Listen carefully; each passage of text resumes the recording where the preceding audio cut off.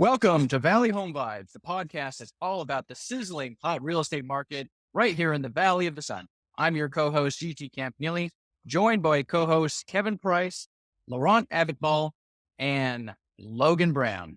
We're thrilled to have you join us today as we delve deep into the captivating world of real estate right here in Phoenix, Arizona. Whether you're a local Phoenician or someone considering a move to this desert oasis, Valley Home Vibes is your ultimate guide to everything you need to know about buying, selling, and investing in this vibrant market. This week, we'll discuss navigating multiple offers as a buyer. Ultimately, how does a buyer make their offer stand out and look the most attractive to a seller? First, our market update. Kevin, what's going on in real estate here in Phoenix?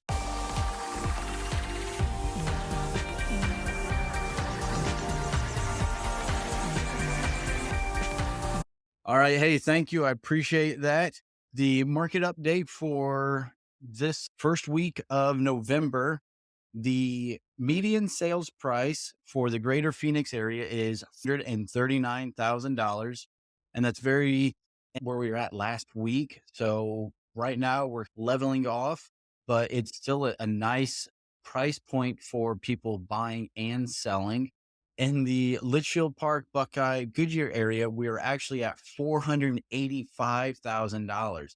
Now, that is a big jump from just a few months ago. So if you're a seller, that is wonderful news. If you're a buyer, that might be a little discouraging, but transactions still happen every day. Don't let that get you down. There is still properties out there that match what you're looking for. Sales per month so far in November, for the Phoenix area, we're at 539, which is, like I said, it's just the first week of the month, a little slow, but we're going to get to our normal levels by the end of the month. And Litchfield Park, Buckeye, Goodyear, we're at 37. Now, last month we were at 309. So November, I would imagine we're going to be somewhere towards the high twos. This time of the year, it does slow down, but they are still, sales are still happening. And the cumulative days on market for the Phoenix area, we're at about 60 days, which is a tick higher than last month. So I think last month we were at like 58 days about. Right now we're at 60, 61 days. So 2 months cumulative days on market before the sale. That's really not a bad thing at all. In the West Valley, in our area, we are actually a little over 70 days. So that's also an increase since September, but it's not a bad thing. It's just a few extra days before the houses are moving. Now, this is for buyers and sellers, just a little bit more time, but not a big deal, nothing to get worried about. And I also want to go into the 6-month moving average. So we're going to take November and then the 5 months before it, add up those sales prices per square foot and average them out. And the Phoenix area, we're at 208 per square foot. So you take your house of square foot times 287, and that's your average sales price that the market is allowing right now. And the Buckeye, Goodyear, and Litchfield Park area, we are at $227 per square foot.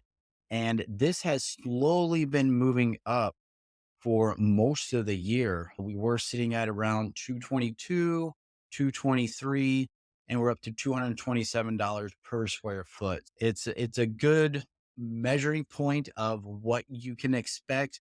Again, just take your square foot of your house, multiply it by 227, and that's the average of where we're at right now. So things are looking good going into the end of the year and the beginning of 2024.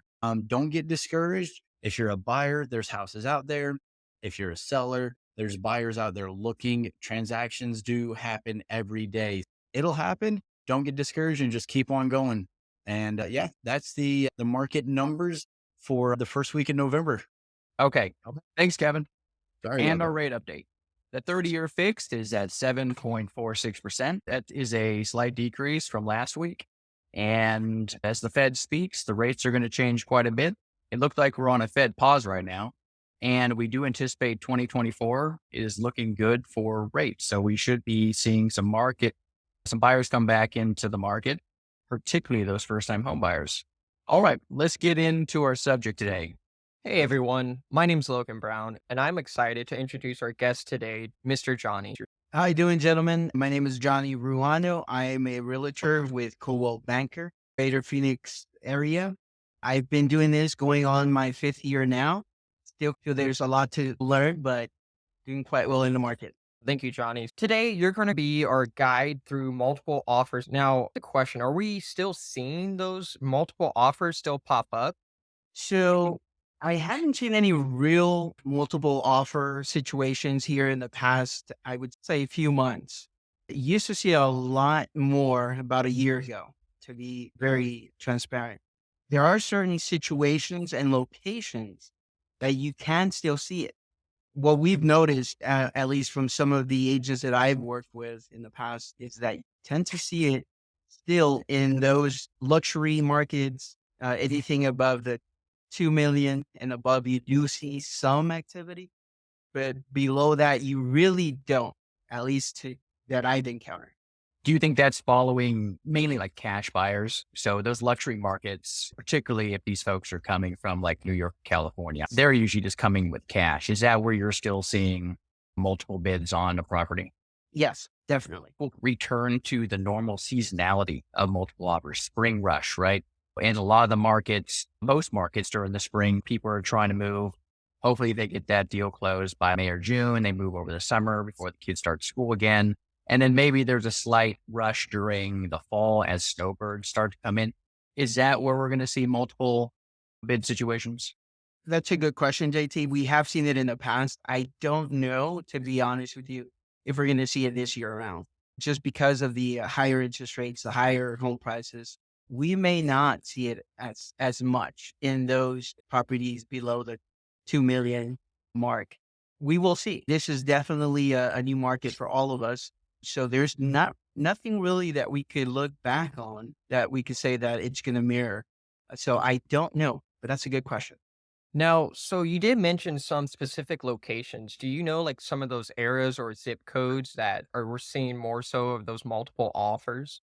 Yeah. So here in the greater Phoenix, where we really see a lot of folks looking either on the west side of town, east side of town, you do see a lot more activity, and you still see a lot more activity now in those east side areas, Scottsdale, Tempe, Gilbert, Chandler. You still see a lot of activity. You do get a little sprinkle here and there in the west side of town. The newer locations like Peoria, Surprise, Goodyear, you still see a little bit. But most of the activity that we're seeing, at least from some of the agents that I've spoken to, is more on the east side of town. Okay. Do you, Okay. Johnny, do you anticipate going forward? I think job growth is going to move at a Yes. pretty good clip. It's going to Definitely. be a bright future, and particularly for West Valley. And we've all been talking about Taiwan Semiconductor moving Mhm. into North Phoenix. Will that put a lot of pressure on that market up there? And will that create multiple bid situations in like the whole 303 corridor going from North Phoenix over to Right. Surprise? So yeah, I think we're going to see a lot more activity in that 303 corridor. You might see a little bit more activity in the 202 area too, right near Levine, where we have a lot of new construction. Yeah, you're going to see activity, or you'll keep seeing activity through or I think. I don't know if it's going to get to the point where we're going to see multiple offers. Mm. Usually multiple offers for us, it's more than two or three, where you have really a situation where you're getting a lot more offers than you regularly do. So I think you'll see more activity. But as far as multiple offer situations, I wouldn't be able to say. Kind of again, because of the market and where we are, higher prices and higher interest rate. How does that affect the new construction market, do you think? Have you seen a lot more new construction, or that's been like people are holding back? How are those Well, builders? we're seeing a lot more cancellations on that end, right? So you're seeing a little bit more cancellation. Sometimes you're seeing those new builds sticking around a little bit more with inventory. So that's where you see it, where it's slowing down a little bit. So the builders, at least at my end, I feel like they're trying to provide benefits for those individuals looking to purchase a new home, to a home that's that's been around for quite a bit. So I think you tend to see a little bit more of the inventory. They're hanging around a little bit longer. So that's how they're getting affected. But they do have still an opportunity to build more properties. So they're going to work through that, but we'll see how next year pans out as far as the All interest right. rate for that. So that helps me in my next question. I'm known to be a negotiator. So does that mean I have more option to negotiate with a new construction compared to a regular homeowner? You will, yes. All right. I think one of the suggestions that I would have is definitely have a realtor on your side. Don't go into it on your own, right? Even if the market was much, much better, I would still say that.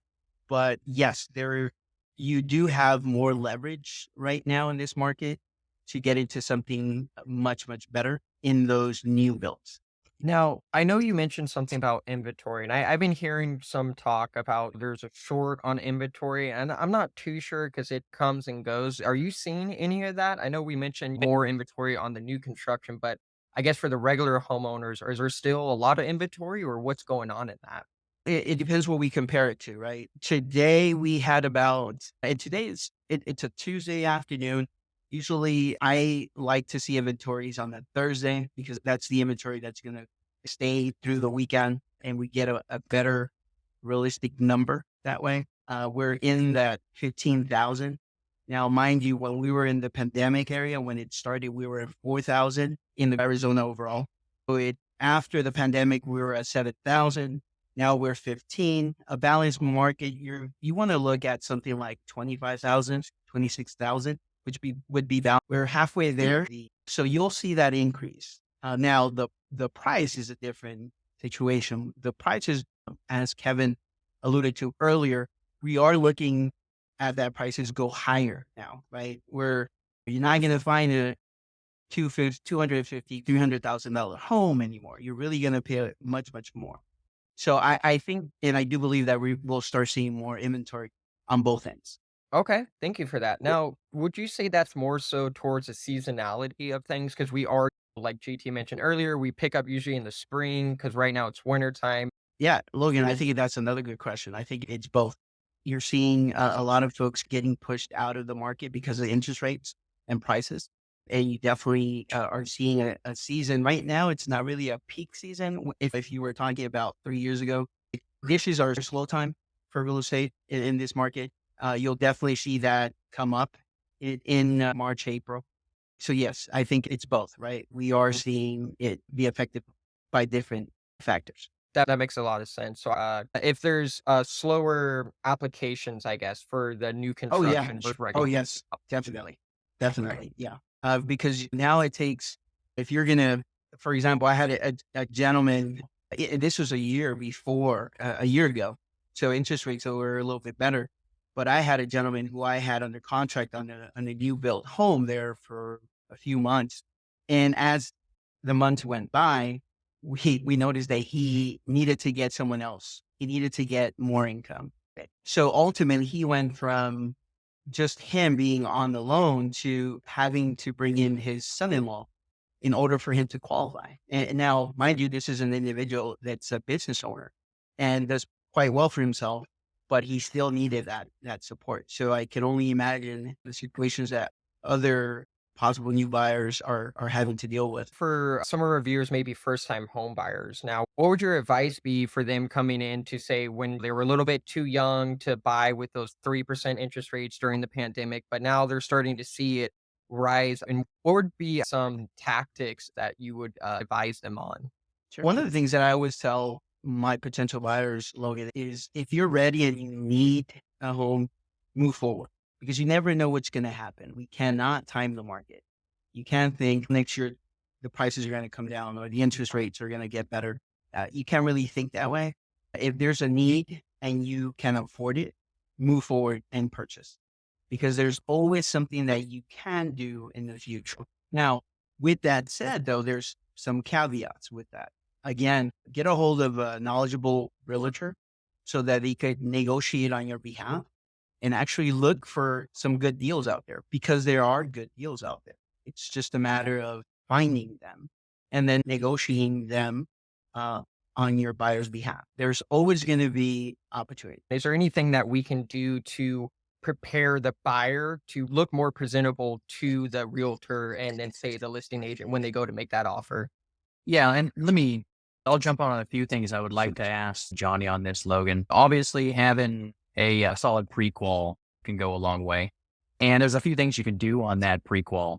So there used to be, and there probably still is, a bias against government financing. Typically, the seller, if they see FHA or VA, sometimes they don't even allow it, first of all. But if they do see that, they may just pass you on the pile for somebody who's got conventional financing. That isn't always the case. I think it depends.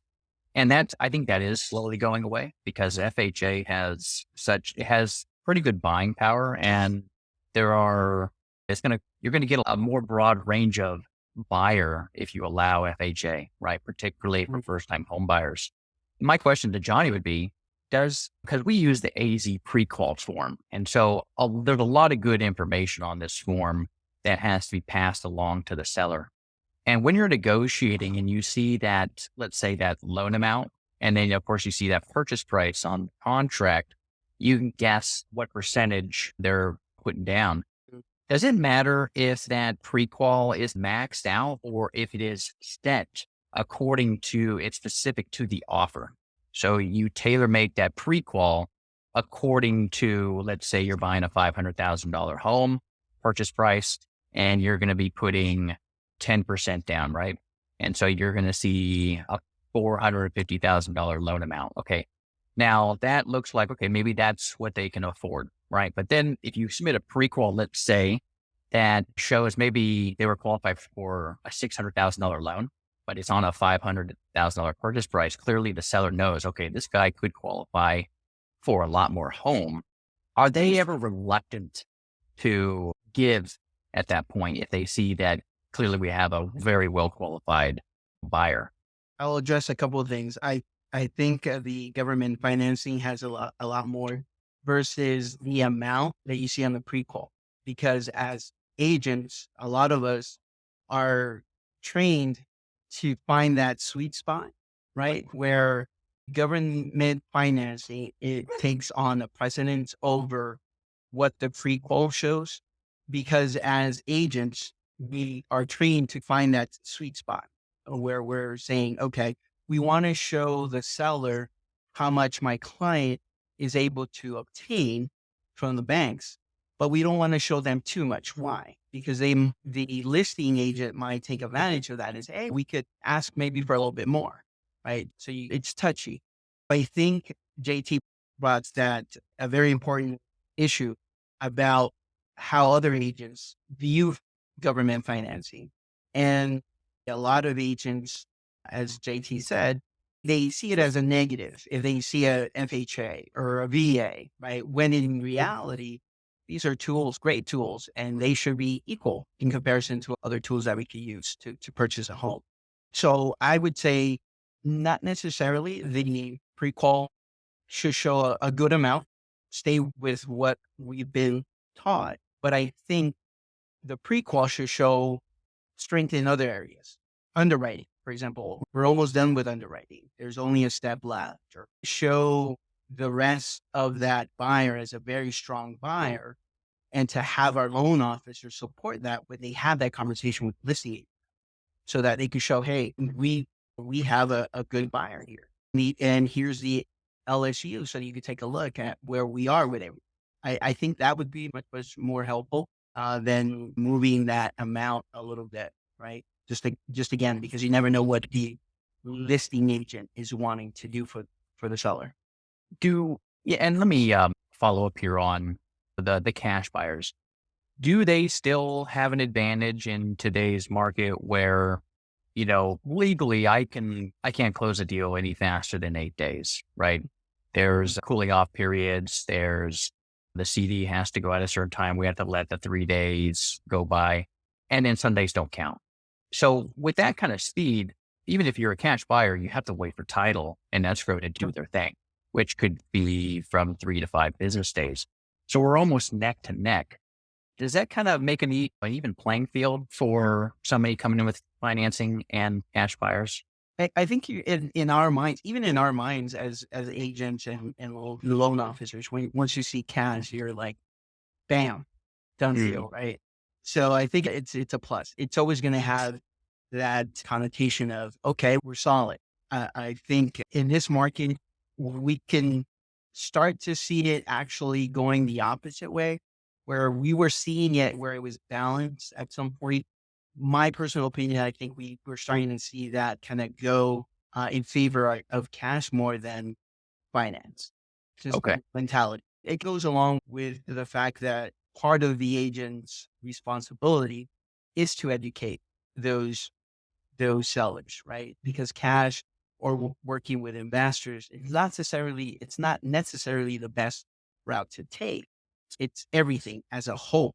So I think just viewing how that individual is purchasing the home doesn't give us the whole picture, right? We have to see everything else.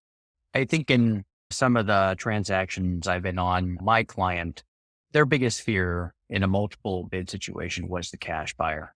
And they would always be in close contact with the realtor, and the realtor would be a prod and poke around to see if there are any cash bids. And typically my role at this point would just be to throw that out there that, hey, if we have a really qualified buyer here and I can probably get this thing closed in say 8 to 10 days, would that matter? Would the speed matter? And it doesn't always work. I think a lot of the times they just want to avoid the appraisal, perhaps, if that's an issue, like on value. And that's something, of course, we can't avoid on when there's financing involved. But yeah, it's one that I'll throw that out there that sometimes it does work if we can present a good case and if the seller is sympathetic to our story. I know, I agree with that. Definitely. Now, what would be some pros to have an experienced realtor such as yourself on these negotiation situations? What would a buyer look into? Should they expect from a realtor in these multiple bid scenarios?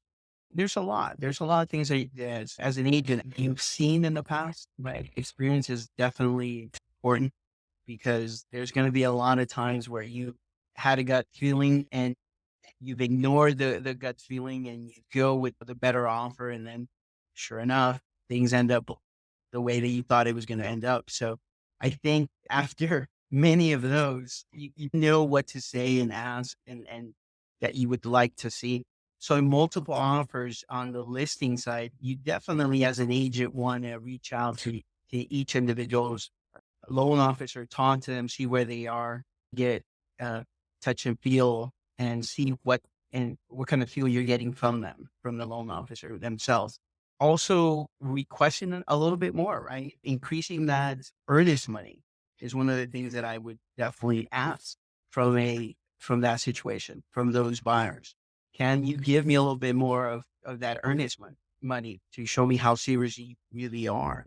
Shortening the inspection period, telling them what the seller's needs and wants are, and seeing how much that buyer can assist us in making sure that the seller gets pretty much what he wants, right? So you got to feel everybody out and see what you get from that. Yes. So those are some of the situations that you'll encounter. So you want to know the contract. You want to know what could possibly go wrong, advantages that you may have, because you are in the driver's seat when you're the listing agent, right? And you're trying to see which is the best offer. But not only that, the offer that's going to take you to the end and actually close. I think that's the important part. And as a buyer, also just knowing what kind of options, developing that relationship with the listing agent and just digging. It's more of a dig for that buyer agent. It's a lot more work for that buyer agent to find out what the seller wants and needs. And there's a lot of individuals out there that want to get out of their current home and maybe they want a shorter time frame to close on a deal, or maybe a longer one because they are buying another property. Being able to work with your buyer to let them know, hey, this could be an opportunity for us to get that offer accepted if we provide them with whatever they may need, right? Not everything, right? One of the things that I definitely tell my clients when I'm working with them, if the seller is asking to not to do an inspection and they want to avoid the inspection period, we can avoid the inspection period, but not the inspection itself. We're moving forward with that inspection, whether it's on the contract or not. So things of that nature. There's a lot of agents that I've heard say, okay, we're not going to have the inspection contingency and we're not going to do the inspection. And it's, oh my God, you're going to put your buyer in a real bad pickle to move forward with that idea. Why not just say, hey, we'll remove the inspection contingency, but we'll still do our inspection and then we'll decide, right? It's those kind of things where you're not putting your buyer, or if you're on the seller side, your seller, in a situation where you have to move forward with an offer that maybe is not advantageous for your party. You got to be very careful.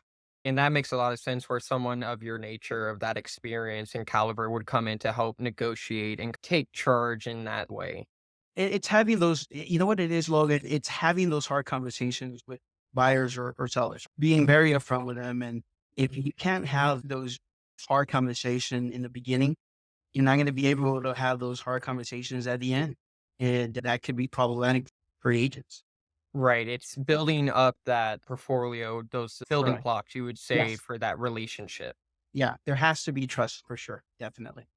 That makes a lot of sense. Now, I guess you mentioned waiving that inspection, maybe Laurent. Do you have any, I guess, maybe some horror stories of like where people maybe waived the inspection and maybe found something and that kind of caused some Oh, yeah. problems in the insurance? Yeah, that happened about 6 months ago, actually. Brand new purchase, first time buyer, waived the inspection. And a couple weeks later, hey, Laurent, we found a leak on our wall. We don't know where it's coming from. And it turned out there was a roof leak. So that, I'm sure if there was an inspector, I'm sure there was something that would have called. Unfortunately, if they got lucky, we were able to take care of the claim. But a lot of times claims would have looked at it as a maintenance issue. Claims, when you put a claim, a vehicle claim or a home claim, it has to be some type of incident that created it. If they found water going through the walls and it's been, who knows how long it's been leaking, that's really declined, unfortunately. Big issue. Yeah, Right. big issue. I strongly recommend, even in new construction, you never know those builders, right? I've seen inspector, and who's really inspecting, right? It's still a person. People make mistakes, and it's always good to get a second and a third opinion. Personally, it's a large purchase, and it's worth spending that extra hundreds of $1,000 for sure. Yep. And I'll add a little bit to that. I would also, especially for the new builds, that same gentleman that I said, hey, we needed to get a co-signer to get him to close. We actually had him set up for an inspection a year after the fact, right? With the new builds, right? Because they see the whole process, the buyer for new builds. A lot of them, even without telling you, they'll go to the property and see it at night, make sure that things are being done correctly in their eyes when they do an inspection, in which they do the builder before they turn it in. That's great and dandy, but it's going to take a little bit before something goes wrong. And you usually have a year. In about a year is when they would come in and say, hey, do you need anything repaired? We could do this. I would suggest definitely to do an inspection at that point and see what they find, right? I think that will work a lot better than in the initial closing of escrow for that new build. Yeah. But Right. I agree 100%. That makes sense. It lasts a certain period. So that's a good tip for home buyers to get that 1 year inspection as well, just to make sure everything's tip top, right? Yes. I think that answers some questions. If anybody else maybe had anything to jump in on. Yeah, I would like to cover, just to summarize, some of the strategies, because we've listed quite a few here. Some that I wrote down were, so you mentioned increase your earnest money deposit potentially as a way to entice a seller, and maybe even waive the inspection case by case. Sounds like it's a lot riskier to do that, but that's a possibility.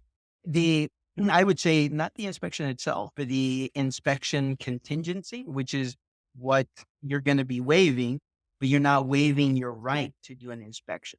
Slightly different, but yes, I would definitely, if that's what the buyer wants, that's fine, but they still have that inspection no matter what, right? just so you know what is wrong with the home for your own Sure. peace of mind. Yes. If Okay. if they really want that home, yeah, sure. Another one, finance related, is go conventional if you can, but it may be beneficial to educate the seller side on the benefits of FHA and VA if you have a well-qualified borrower for that type of financing. And then I want to just throw one in here and throw this out to you as well, Johnny. Persistence as a strategy. Don't necessarily fall in love with that first home that you make an offer on, because if you take a long view, you're going to get a win eventually, right? But don't give up. Is that a good strategy to take? Oh, It's yeah. just keep at it. Yes. Keep at it, because you're going to put in, I've heard, anywhere from 5 to 7 offers before something is accepted, right? You're going to take out your client 3 to 4 times, maybe 5 if there's being very selective. Obviously, as an agent, we want to get them in there and out and find something that they like. But I think it takes the client a couple of times to go out there to really see what they can have, what they can't, and then finally nail down what it is, what the reality is for them in particular. It's you kind have of an to be educational experience, isn't it? Yes, they do. Yeah. And I always tell my clients, I'm the one that has no emotion. So I'm the logical, and they're the ones they have all the emotion, right? So I'm going to be there just guiding them with logic, and they're going to have the emotion. So I tell them it's a physical contact sport when you buy a home. It is. It really is. You're going to get slapped in the face sometimes, and you just got to take it and say, okay, let's keep going. Let's keep going. And that's why you're there to support that, right? To support your client to move forward. I think I'm seeing this where after a couple of weekends, they go out maybe on a couple Saturdays in a row and they've got a list of 10 homes, right? And it's really just sun up to sundown practically. And maybe they put all their hopes and dreams into that one property and they make that offer and they don't get it. It's easy to see them, they get demoralized really easily, right? And the realtor is almost a cheerleader too in that regard. Oh, yes. You know? Oh, yeah. Oh, yeah, definitely. Yeah, we wear many hats, Kevin. Absolutely. We wear many hats. Logan, is there any other questions you have? No, I think that's about all for the negotiating and a brief skyscraper view of negotiating those multiple bids and why it's important to have that experienced agent with you along those difficult times, as we all know, buying a home. All right. That's a wrap, folks. Awesome. Huge thank you to all our fantastic guests, Johnny Ruano with Coldwell Banker, for sharing his invaluable expertise today. Thank you very much. We trust this episode equips you with the essential insights into navigating multiple offer scenarios in the Phoenix real estate market. Please don't forget to click the like button and subscribe to our channel. This is GT signing off from Valley Home Vibes. Take care, everyone. All right. Take care, guys. Have a good night. Thanks, Johnny. Good night. Hey, guys.